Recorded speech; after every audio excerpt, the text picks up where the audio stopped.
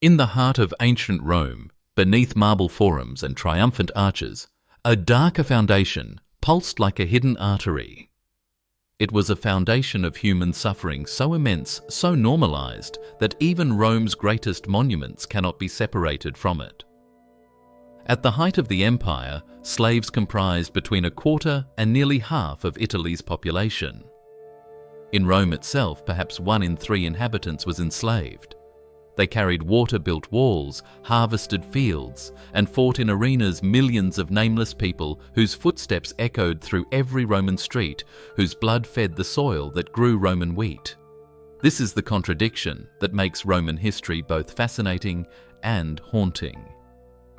The same civilization that gave the world law, philosophy, and aqueducts also perfected systems of cruelty with chilling efficiency. Rome did not simply tolerate brutality, it embedded it into law, ritual, and daily life. The philosopher Seneca could write eloquently about mercy and human dignity, then return home to order beatings for his slaves. Cicero could argue about justice in the Senate while treating his secretary as a possession rather than a man.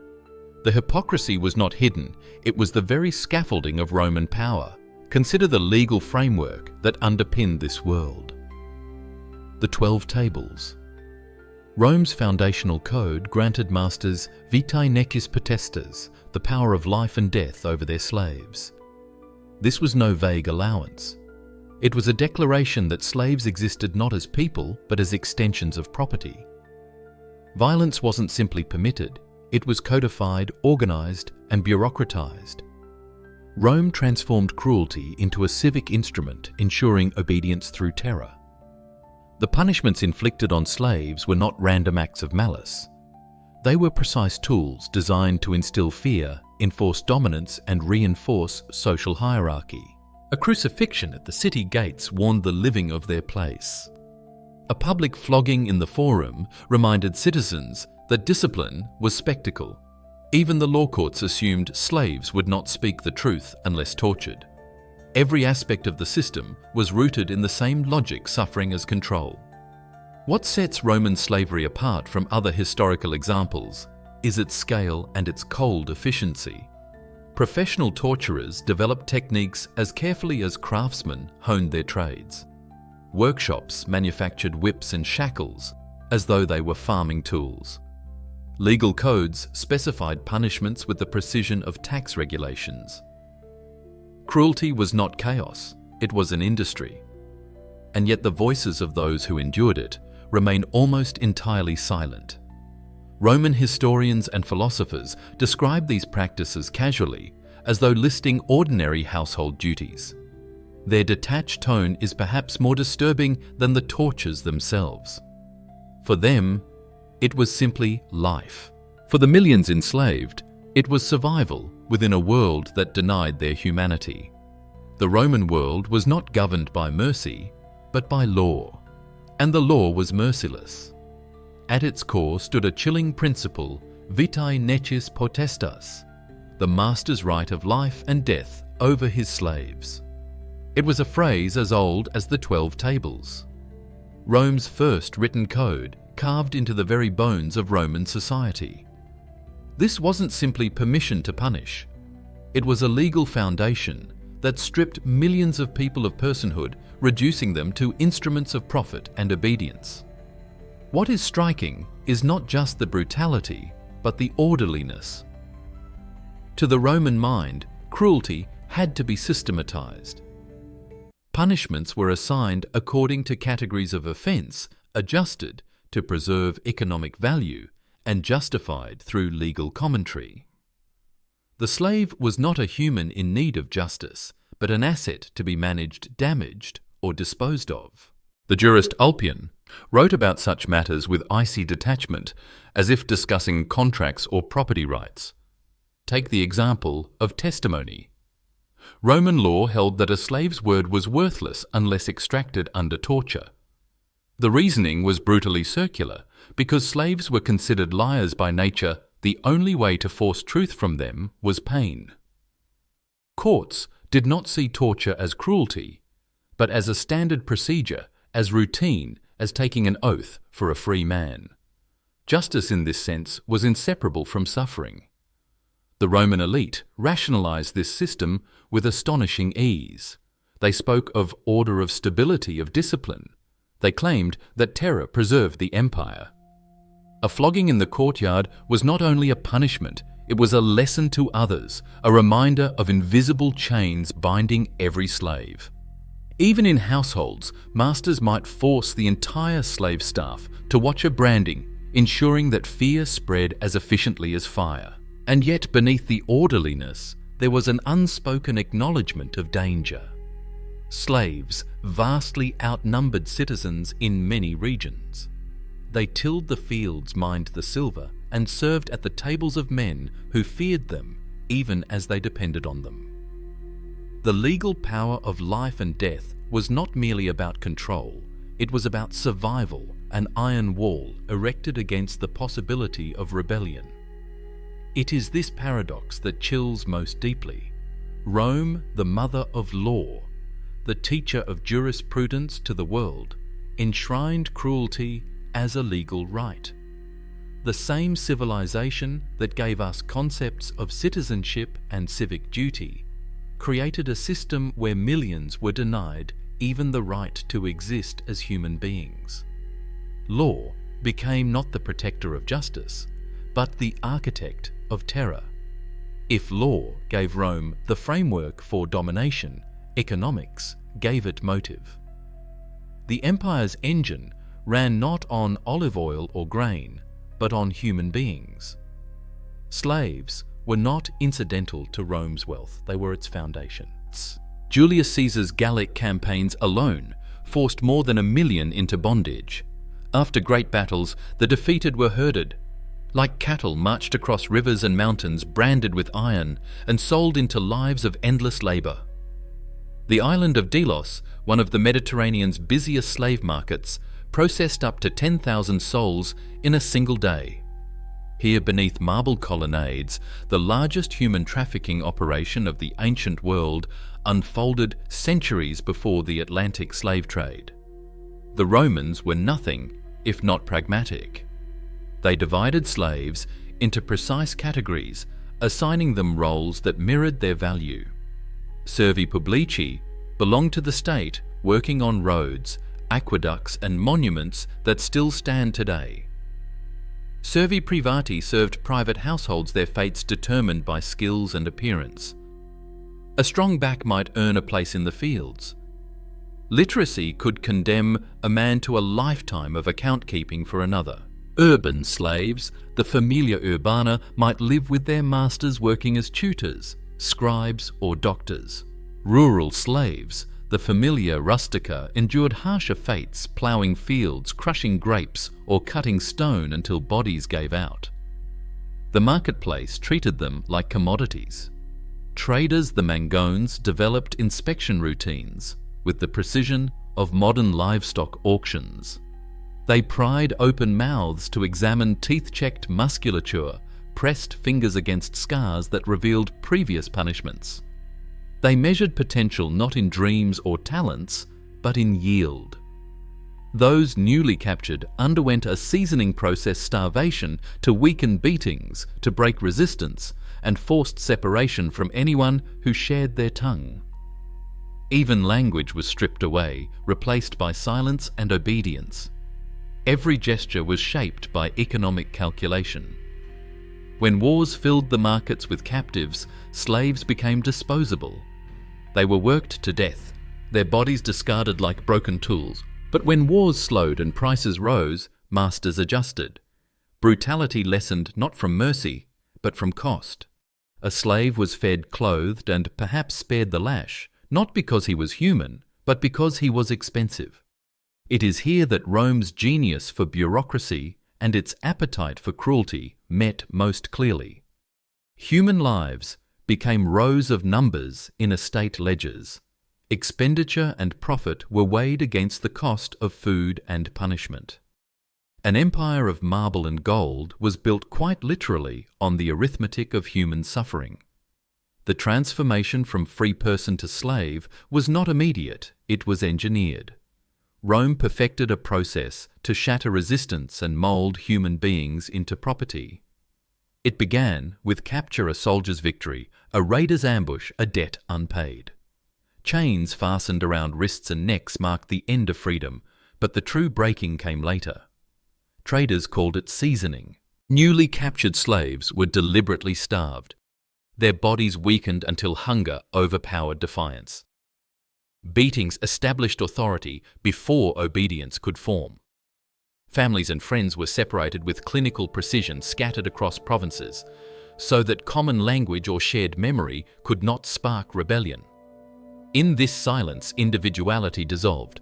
The loss of a name was often the first wound. A Thracian might be renamed Marcus, a Syrian girl, Julia, generic Roman names that erased identity. In markets, they were displayed half-naked chalk dust, rubbed on skin to hide scars or sores as buyers inspected them like livestock. Contracts recorded them not as people but as res things. The psychological violence was as devastating as the physical, to be reduced from self to object, from someone to something. And yet, even in cruelty, Rome was calculating. Treatment varied according to economic logic. Skilled slaves, artisans, scribes, physicians were investments to be preserved. They might live with less brutality, fed adequately to prolong usefulness. But agricultural slaves, the familia rustica, were as expendable as beasts of burden. Overseers armed with whips drove them from dawn to dusk, their lives measured in harvest yields, their deaths in replacement costs. This logic gave rise to a grim paradox. Sometimes kindness existed, but only when it was profitable. A master might show leniency not out of compassion, but to protect his investment. A sick slave was doctored not because his suffering mattered, but because the estate could not afford to lose his labour. What looked like mercy was simply economics. The crushing effect of this system cannot be overstated. Enslavement did not just bind the body, it dismantled the mind. To survive, many learned submission as a mask. Some embraced silence. Others clung to fragments of their old identity, whispering songs in stolen moments, passing on memories of distant homelands in defiance of erasure. Their rebellion, if not in arms, was in endurance, the refusal to let Rome erase them entirely. This was the machinery of Rome, not just physical chains, but psychological ones. Rome conquered bodies with whips, but it conquered souls with fear and silence. And in that silence, millions of human beings disappeared into history's shadows. Among Rome's punishments, none was more infamous than crucifixion, the servile supplicium, the slave's punishment. It was not reserved for citizens, but for the conquered, the disposable, and the defiant. To be nailed to a cross was not only to die, but to be erased as human. The method itself was a proclamation: you are beneath Rome, and your suffering will be Rome's lesson to the world. The process began with flogging. The condemned were scourged until skin split into ribbons, blood soaking the ground long before wood touched flesh. This was not merely to wound, it was to weaken. Soldiers calculated where to strike the kidneys for hidden bleeding, the joints to cripple the genitals for humiliation. When the body staggered but did not fall, the true ordeal began.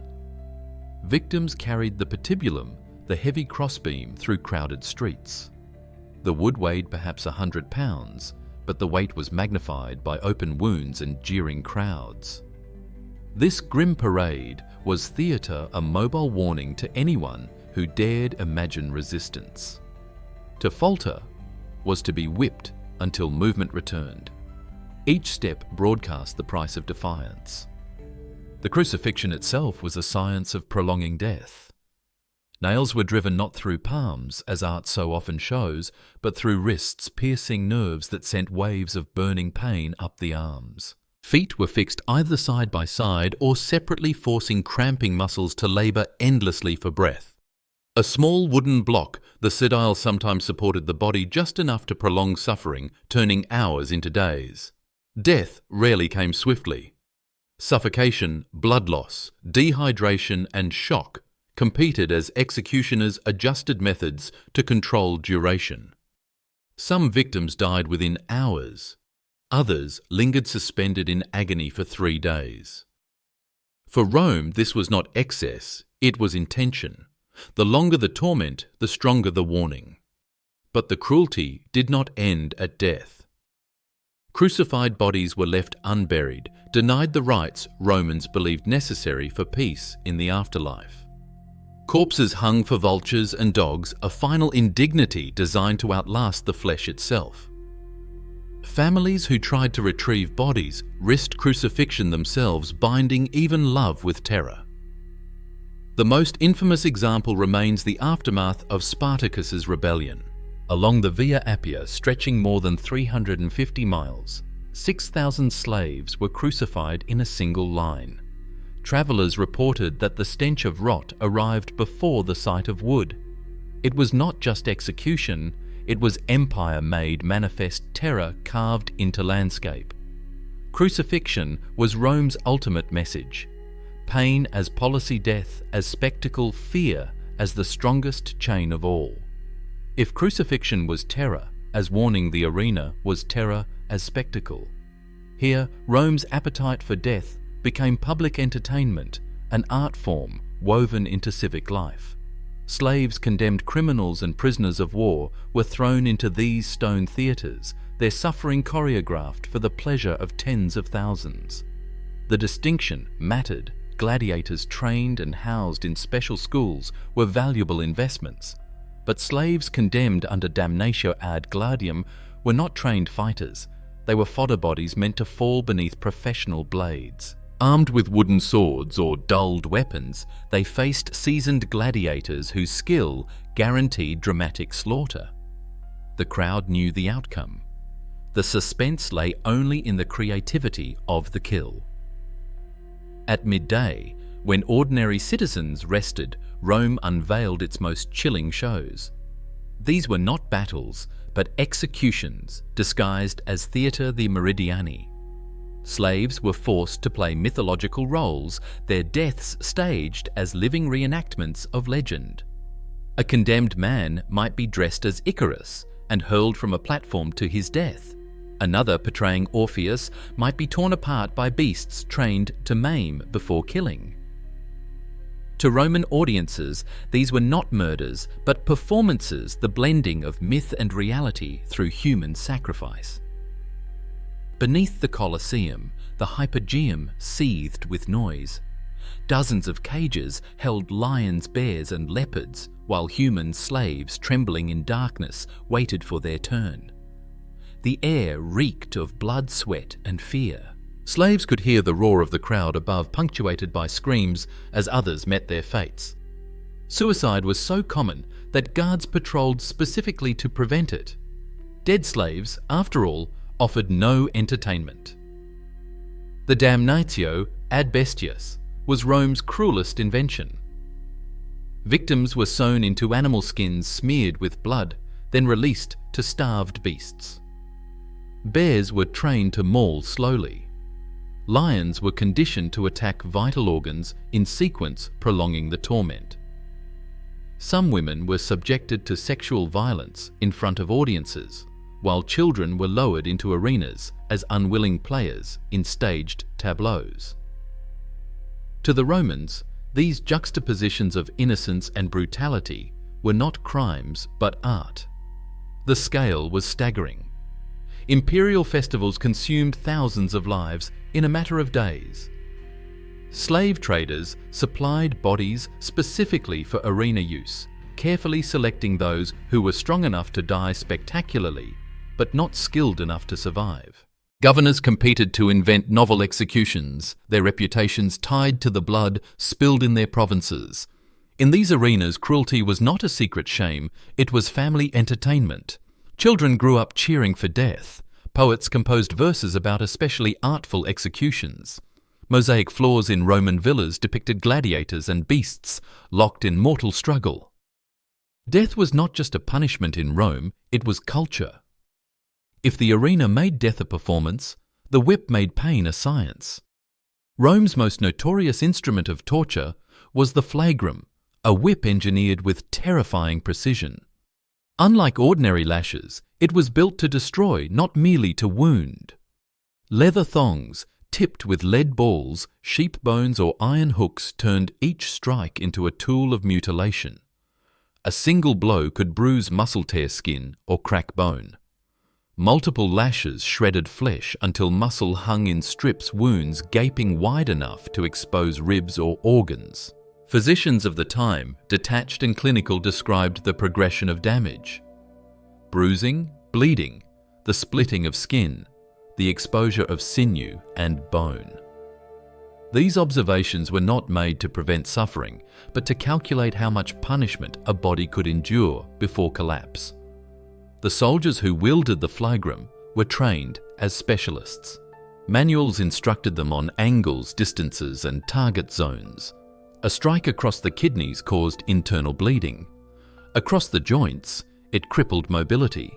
Across the spine, it risked paralysis. Punishment was never random. It was tailored, measured, and deliberate. The sound itself was a weapon. Whistles of leather through the air, the wet crack on flesh, the inevitable scream, all reverberated through Roman courtyards. Floggings were staged in spaces designed to amplify acoustics so that echoes carried terror beyond sight. Witnesses spoke of recognizing the unique whistle of different whips, as if each instrument had its own cruel signature.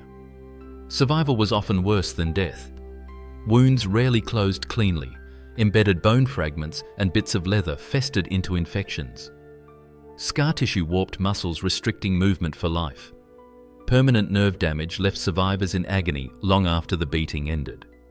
Freed slaves carried their scars like records carved into their skin, visible, inescapable, a stigma branding them as troublemakers forever. Rome codified flogging with bureaucratic precision. Minor theft might bring 20 lashes. Escape attempts 50, conspiracy unlimited. Skilled slaves were spared excessive beating to preserve function, while agricultural labourers endured limitless cruelty. The whip was not only a punishment, but a public document, each scar telling a story of discipline enforced by law. The genius of the flagrum lay not only in its destructive power, but in its unpredictability. Multiple thongs struck at once, each tip biting differently. No two lashes felt the same. Victims could never brace for impact. Pain became chaos, unrelenting, disorienting, endless. In the end, the whip was not just Rome's instrument of pain, it was Rome's handwriting on human flesh, a script of terror etched into living bodies, legible to masters and slaves alike. If crucifixion was Rome's public terror, and the whip its everyday reminder, then the mines were its hidden inferno. To be sentenced, adi metalla to the mines was not a punishment. It was a death sentence stretched over months, sometimes years, until the body simply failed. Few ever returned to the surface. Entry began with branding. A slave's forehead was scorched with hot iron, often bearing the name of the mine or a symbol of ownership. Half-shaved heads marked them instantly. Some were locked into iron collars inscribed with warnings, "I am a slave of the mines. Return me if I escape." These were not only identifiers, but psychological shackles, erasing hope before descent even began. The descent itself was a journey into death. Slaves climbed down shafts by rotting rope ladders or carved notches in stone, slick with sweat and blood. Many fell and never rose again. Those who survived entered galleries where heat reached unbearable levels, air choked with dust and poisonous fumes. Roman writers describe the condition as mine madness, the breaking of mines forced into endless darkness. Work was relentless. Passages barely wide enough for shoulders demanded slaves crawl on their bellies, dragging baskets of ore heavier than their bodies. Children as young as 5 were forced into spaces no adult could reach, working blind by touch to conserve oil for lamps. Sparks from hammers ignited pockets of gas, collapsing tunnels and burying entire crews alive. Water was both torment and necessity. Slaves died of thirst even as they stood knee-deep in groundwater that rotted their flesh. Chains of men passed buckets endlessly, their spines bent permanently from the repetition. Feet turned gangrenous bones, disintegrated lungs filled with stone dust, until every breath became agony. Each mine had its poison. Lead twisted minds into delirium. Mercury dissolved organs in weeks. Copper dust turned lungs green before drowning men in their own blood. Physicians recorded symptoms not to cure them, but to calculate how long a body could last before replacement. The barracks were no refuge. Slaves slept chained together in carved rock chambers, breathing air thick with filth and disease. Typhus, tuberculosis, and dysentery swept through ranks unchecked. Corpses sometimes remained shackled to the living until guards dragged them away. Records show fewer than 1 in 20 survived their first year underground. To be sent ad metalla was to be buried alive one hammer blow at a time. Rome's wealth in silver and copper gleamed in temples and palaces above, but its true cost was paid in the screams lost beneath the earth. Rome did not merely own its slaves, it marked them. Human bodies became living documents, scarred and altered, so ownership could never be forgotten. Branding was performed publicly, irons heated until they glowed pressed into flesh, while the smell of burning skin filled the air. Slaves screamed while others were forced to watch. The lesson was clear. Obedience was survival. These marks went beyond identification. They carried codes. A missing thumb meant theft of gold. A cropped ear meant repeated escape attempts. A slit nose meant sexual disobedience. Each mutilation was a sentence carried on the body forever, making shame and punishment permanent. Even freedom could not erase them. Freed slaves bore scars that betrayed their past, locked into a lower place in society by visible history etched into their flesh. Some mutilations had specific economic purposes. Castration was common for boys destined to serve as household attendants or concubines. Surgeons crushed the testicles or cut them entirely, gambling with survival rates to produce eunuchs who fetched higher prices. Their bodies were altered not for punishment, but for profit. Tongue removal silenced those who dared to speak against masters, performed with surgical precision, so the victim would live but never speak again. For women, the cruelty took another form: systematic sexual exploitation. Roman law offered no protection. The legal term stuprum, illicit sex, applied only between free persons.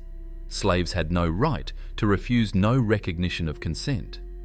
Masters used them at will, and often lent or sold them for the same purpose. Slave markets assessed not only strength or skills, but sexual appeal. Some markets even had special rooms where buyers inspected bodies before purchase. The system extended into breeding programs. Women were forced into repeated pregnancies, their children born into slavery regardless of the father. Families could be broken at any moment, infants sold away as easily as livestock. A woman's body became both labourer and factory, her womb controlled by another's wealth. Sexual violence was not confined to private spaces. The arena itself hosted rapes staged as entertainment, costumed as myths. The rape of the Sabine women might be performed with real assaults before a cheering crowd. To Roman elites, this was not pornography, but culture-artistic reenactment of legend with slaves as unwilling actors. The silence of victims is almost total. Literacy was forbidden. Testimony, when allowed, was taken under torture. Their voices do not reach us, only the cold records of those who inflicted the harm. Yet in those scars, in those mutilations, in the hidden lines of Roman law, their suffering remains visible, if only we dare to look. If mutilation scarred the body and the whip scarred the soul, collective punishment destroyed entire communities. Roman law decreed that if a slave murdered his master, every slave in that household, men, women, children, infants, would be executed. Guilt was irrelevant. Survival depended on the silence and loyalty of others. The message was unmistakable. Each slave was responsible not only for himself, but for preventing rebellion in all others. Fear became communal. The most infamous case came in 61 CE, when the urban prefect Pedanius Secundus was killed by one of his 400 slaves. The Senate debated not whether they should all die, but how. Despite public protests, Emperor Nero ordered the executions carried out. 400 lives extinguished in a single act of justice. Roman order demanded not mercy, but annihilation. This law, the Senatus Consultum Solanianum, reveals Rome's deepest calculation: terror multiplied by numbers. It turned slaves into unwilling jailers of one another, sowing suspicion and paranoia within households. Solidarity was broken. Surveillance thrived. It was not enough for Rome to chain the body. It chained trust, memory, and hope. And yet, for all its brutality, Roman slavery ended not with outrage, but with indifference. The empire that codified suffering eventually transformed, but not from moral awakening. Expansion slowed wars, ceased to supply captives, and the economy shifted. Slavery did not vanish. It evolved into serfdom, another system of bound labor, another chain by a different name. No reckoning, no repentance, only silence. This silence is perhaps Rome's greatest crime. Across centuries, perhaps 100 million lived and died in slavery. Their names were not recorded. Their songs were not written down. Their stories exist only in scars, in whispered absences, between the lines of Roman history. Historians preserve the words of emperors, generals, and philosophers, but the countless voices of the enslaved were deliberately erased, and yet their shadow lingers. Every marble monument in Rome, every aqueduct, every law code is built atop their suffering. Rome's grandeur was never free. It was purchased with human lives multiplied on a scale so vast it defies imagination. The lesson Rome leaves us is not simply that ancient people were cruel.